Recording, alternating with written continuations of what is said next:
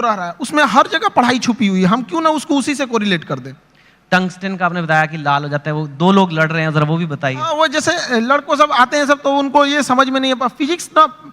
एक तो कुछ ऐसे होते हैं दिमाग में लेके चले जाते हैं, भैया ये तो मेरे लिए बना ही नहीं है।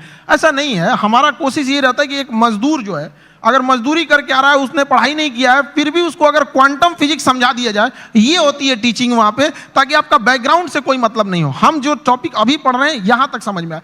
टंगस्टन जैसे आप बोले थे यहाँ पे, तो लड़कों लोग को प्रॉब्लम हो रहा था, तो हमने बस उन को यही बताया कि जैसे आप लोगों को गुस्सा लगता है, तो अलग अलग तरीके से कोई गुस्सा होता है, कि कोई गुस्सा होगा तो गालियां देने लगता है, कोई एक दो हाथ लगाने लगता है, कोई सरापने लगता है कि तुम्हारा ये हो जाए वो हो जाए वहां पे। उसी तरह मेटल्स की अलग अलग खासियत होती है। टंगस्टन उसमें है, उसको करंट देंगे तो गुस्से से लाल हो जाएगा, इसलिए हीटर में उसको लगाते हैं, ये सॉरी टंगस्टन देंगे तो चमकने लगता है, इसलिए बल्ब में डाल देते हैं। अलग अलग चीजें होता है, नाइक्रोम होता है, चमक के हीट देने लगता है। तो वही वो जिस चीज को देखा है उस चीज में उसको अच्छे से समझाया जाए। मैंने आज तक ऐसा टीचर नहीं देखा सर, बट जो आप कर रहे हैं, I can't even tell you, आप कितनी बड़ी सेवा कर रहे हैं हमारे देश में। जैसे आपने कहा कि एक मजदूर को भी क्वांटम फिजिक्स समझ आ जानी चाहिए, इतना बड़ा सपना लेना ही कि ये पॉसिबल भी है। क्योंकि मैंने तो जहां तक देखा, एक एलीट क्लास होती है इंडिया में, उसी को इंग्लिश मिलती है, और वो इंग्लिश जिसको मिलती है उसी को एक सर्टन टाइप ऑफ एजुकेशन मिलती है, और फिर वही और आगे बढ़ता जाता है, वही नौकरियां ले जाता है, वही टॉप पोजिशन ले जाता है। आपने उसको तोड़ने की कोशिश किया। हमारे लाइफ का सबसे अच्छा डिसीजन था कि हमने इंग्लिश मीडियम छोड़ के हिंदी मीडियम में आ गए। आपने ये मेरी जिंदगी का सबसे अच्छा डिसीजन था। अगर हम नहीं छोड़े रहते तो कहीं कुछ भी नहीं गए रहते। क्या पढ़ रहे हैं हमें नहीं समझ में। हाँ, जरूर है कि इंग्लिश मीडियम में या फिर जो आजकल के स्टैंडर्ड है उसमें हम जितने पैसे खर्च कर रहे हैं, जितना इंफ्रास्ट्रक्चर कर रहे हैं, तो अगर हम हजारों की भीड़ अगर किसी चीज में लगाएंगे तो एक दो तो सफल होके आएंगे ही आएंगे ना।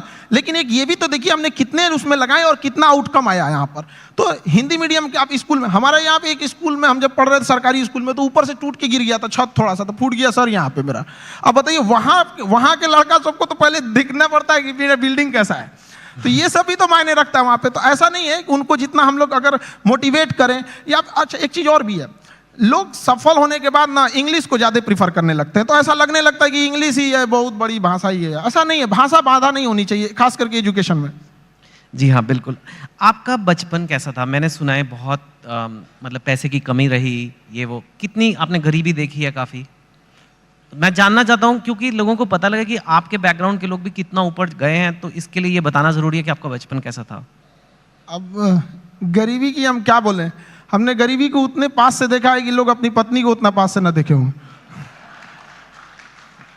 लेकिन फिर भी कुछ चीजें थी, दोस्तों ने काफी हेल्प किया, वो अपने पॉकेट खर्च में से कुछ पैसे देते थे ताकि आदमी पढ़ सके यहाँ पे।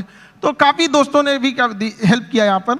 और धीरे धीरे कुछ टीचर्स भी आए हैं, वो लोग ने भी, पहले कुछ टीचर थे जो मतलब बहुत कम फी में पढ़ाते थे, तो हमें भी ऐसा लगा था कि जैसे हमारे साथ के बहुत सारे लड़के उनको अच्छी कोचिंग्स मिल गई 10th और 11th के बाद, तो उन लोग काफ़ी अच्छे अच्छे जगह पढ़ने लगे। हम लोग उनको देखते थे तो ऐसा लगता था कि ये जगह हमारे लिए नहीं है, एक अलग सी फील आती थी कि ये मेरे लिए नहीं है यहाँ पर।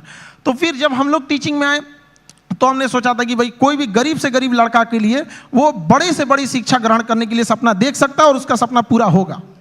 Very nice. सुना है कि आपके पास एक बार घर जाने के लिए 90 रुपए की टिकट थी, आपके पास थे नहीं 90 रुपए, 40 रुपए थे, तो इसलिए आप जा ही नहीं पाए घर, कुछ ऐसा भी कुछ हुआ था?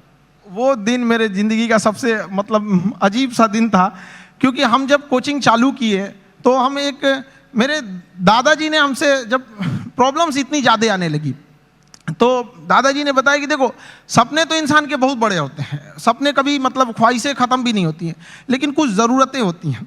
तो पहले अपनी ज़रूरतों को देख लो, फिर उसके बाद अपने सपनों के लिए आगे बढ़ना। और दादा का रोल बहुत बड़ा होता है ज़िंदगी में। एक पोता के लिए उसकी ज़िंदगी का पहला दोस्त उसका दादा होता है, और एक दादा के लिए उसकी ज़िंदगी का आखिरी दोस्त उसका पोता होता है। तो मेरे दादाजी ने एकदम दोस्त की तरह रहे उन्हें।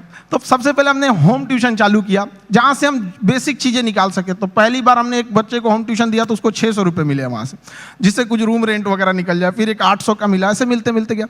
उसके बाद हम एक कोचिंग्स में गए पढ़ाने के लिए।